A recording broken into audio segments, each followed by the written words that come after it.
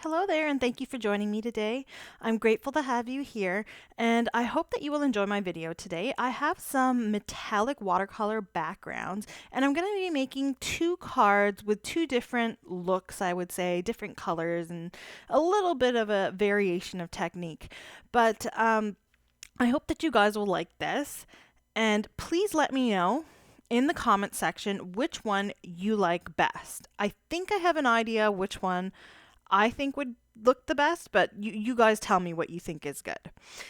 So basically, if you've seen some of my other videos, I've recently just got the Arteza Metallic Watercolor Paint, and I found that they looked so stunning on dark cardstocks that I thought I'd use my black watercolor cardstock to create a couple backgrounds with these beautifully pigmented inks. So let's go ahead and get started. As I mentioned, I'm going to be using this black watercolor cardstock, and I've cut them down to size. I'm going to be using the Simon Says Stamp Flora background, and I'll be stamping this onto these pieces of cardstock. They're about 7 by 7 inches, and the stamp is 6 by 6 inches in size. So I'm going to use my watermark ink here, and I'm just going to ink up my stamp really, really well. Along with this, don't forget to use your anti-static powder tool on that piece of cardstock. As you can see, I've put such a generous amount on there that really, you'd think nothing would go wrong, but I actually only stamped this image once, thinking, look at all that power I'm putting into that. Thinking it looks good. You can see the image there, but actually, when I finish heat embossing this, there are like little areas that weren't completely stamped, or maybe I just heated it for a little bit too long. Either way, it kind of added to the look that I got, so I just went along with it. So I used some Ranger clear white embossing powder here. So as you can see, as I'm heating it up with my heating tool, the image kind of disappears on the black. When you're working with it, like as you can see here, you can still see the image. Once I wipe all of that anti-static powder off of it, you'll be able to see it and work with it. Now, when you're doing watercoloring, I find, especially with a huge panel like this, you kind of want to stick it down onto something hard. So I'm using this, it's just a cutting board that I got very cheaply from the dollar store here. And I just use my painter's tape. You can see I'm sticking the tape on my arm to kind of take some of this tackiness off of it because it is pretty sticky. And you do kind of want it pretty sticky so that your watercolor doesn't seep through underneath, but in this case it really didn't matter. I just want it to stick to the board so that my piece of cardstock stays flat. So I'm starting off with my water brushes and my watercolor inks. So I started with the plain water. I filled that little bud area, which is what I'm going to call it, bud image, because I don't know exactly what it is, if it's just a flower or a bud, or I don't know, but it looks really cool. So I basically put down my water. Then I put down the bronze colored ink, and I literally just touched the tip of my paintbrush to the water, and the water just picked up the color and then spread it upwards. And then I took the frosty blue colored ink and I started adding that. And again, the water picked up the color and kind of blended it with the bronze and carried it again upwards.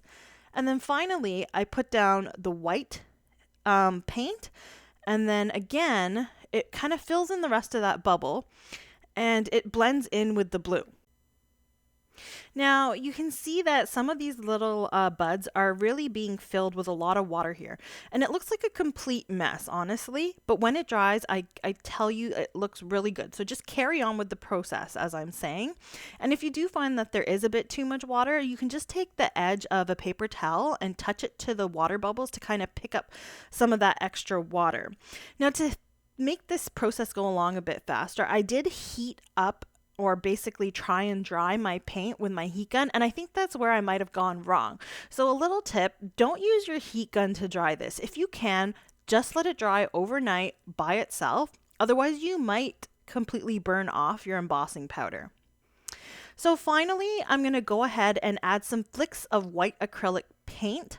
I'm just taking it onto my brush and literally just shaking my brush or tapping my brush to my finger to just apply that splatter all over the place. Now, I do want to note that you should do this when your panel is dry. Otherwise, the white paint is going to just mix with the water and just create a bit of a mess.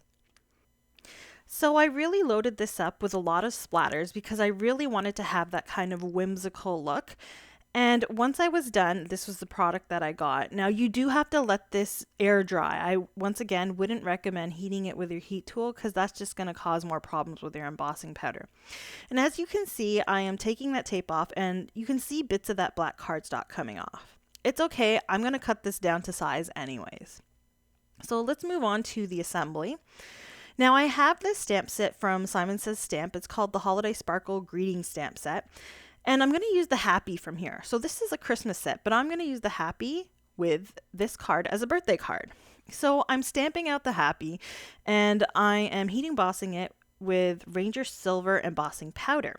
And I realized that I haven't really lined this up properly. So pay attention. I'm going to show you the second card, and in the second card, I'll show you how to line up the stamp perfectly so that you can die cut it and not kind of cut off the tails of the H and the Y there. So anyways, I just went with it, and you could see that I lost some of the tail on the H, but it's okay because I didn't include that. And I'm going to use the Simon Says Stamp Garden Greetings set, and I'm just using the Happy Birthday sentiment. I'm just going to stamp out the birthday because I already have the Happy, and I will heat emboss that again with the Ranger Silver embossing powder. Once I have done that, I will cut out the strip to create a sentiment strip, and I'll use this to attach it to my Happy to create a full sentiment. So I'm using my Barely Arts glue here, and I have that tail of the Y kind of on top of that sentiment strip, and that kind of creates like the full sentiment there that I can put onto the front of my card. So I'm cutting off any overhanging bits so that it kind of looks like one piece. And I'll use all my little foam squares there to attach this to the front of my card panel. Now, as you can see, I've cut down this card panel now. So all those little black borders are gone. So it really didn't matter if the tape kind of pulled up some of that cardstock because I wasn't going to show it anyways. And now I'm going to move on to the embellishments for this card. So this was pretty simple. It didn't take that long at all. I'm using some Crystal AB Lolly beads.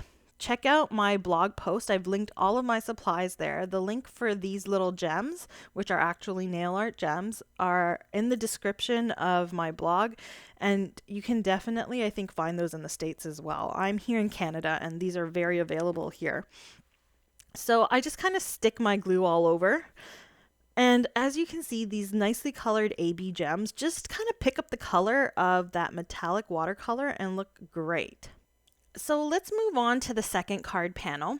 Now, as you can see, I did the same process with heat embossing, but I did this one with some Hero Arts white fine detail opaque embossing powder. Now, I'm using the fine detail just because I don't have the other one. You don't have to use the fine detail because this background stamp is a bit intricate, but it's the width of the lines isn't really thin. So it's all right to use a normal. So I'm using the same process as before, except I'm only using 2 inks this time, which are the iridescent pink and the white diamond, and I'm keeping that pink more towards the top of the buds. Now I can show you that little tip that I had for stamping out that sentiment properly. What you want to do is put down your die on your cardstock and then put your stamp inside the die. Then pick it up with your stamp apparatus and then take the die off and do the stamping that way. That way you're going to be stamping this thing in the exact way that the die is so that your die cut or your die cuts out the image in the proper way and doesn't cut off the tails. So in this case, I lined mine up, but then I stamped it with some VersaFine Clear Nocturne ink on some white cardstock. Then I decided to assemble this with some vellum, which you saw me cut earlier. I'm sticking it around the panel, so I've positioned it where I want it, and then I've folded the edges to the back. And now I'm going to just adhere my happy sentiment exactly where I want it. Now keep in mind I haven't attached the vellum to the panel yet because I want to remove it to do the stamping of the birthday part of the sentiment. So I'm sticking this down here so I know exactly where it's going to go, how it's going to look. And now I'll remove the vellum. I'll unfold the right side so that I can do some proper stamping. And I added the anti-static powder tool You'll know why in a minute.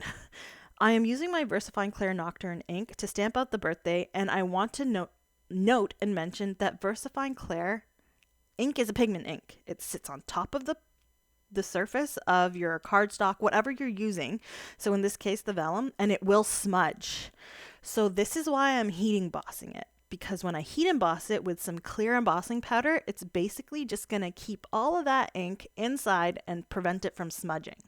And it's important to note that when you do heat emboss vellum, don't keep your heat gun on that vellum for too long. I basically let it get really warm, and then I just apply the heat quickly and I'm done.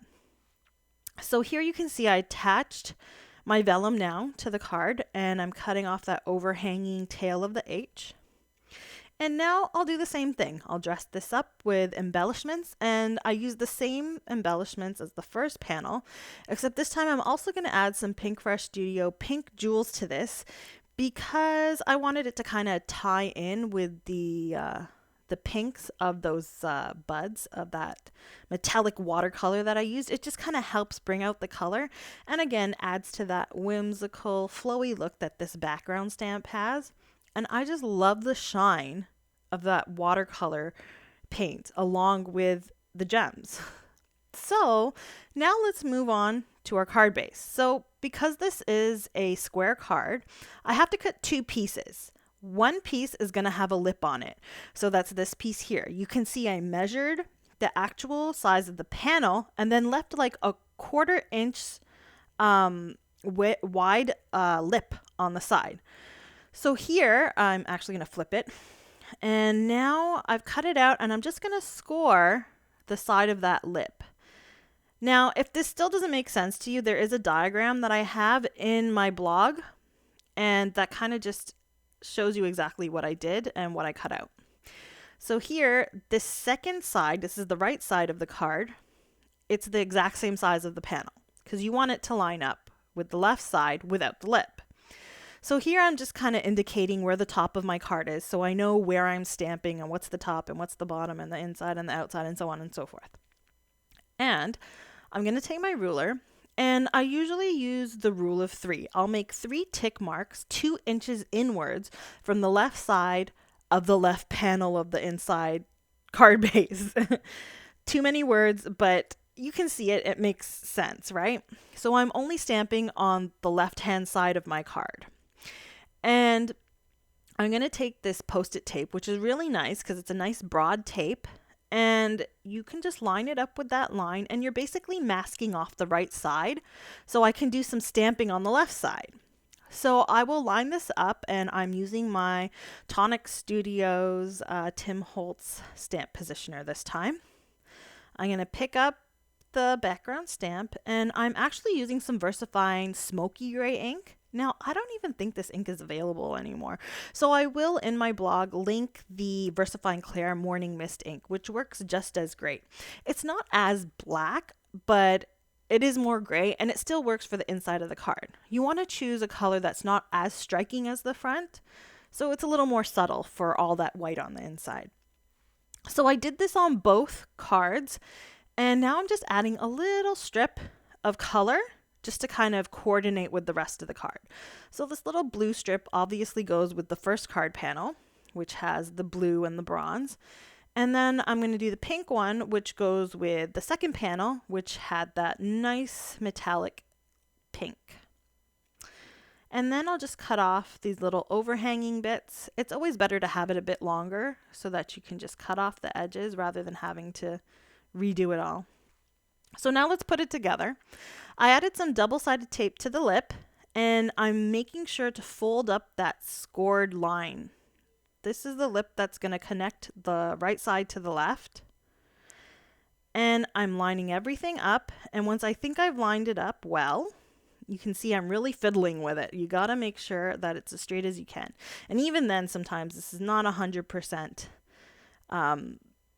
perfect.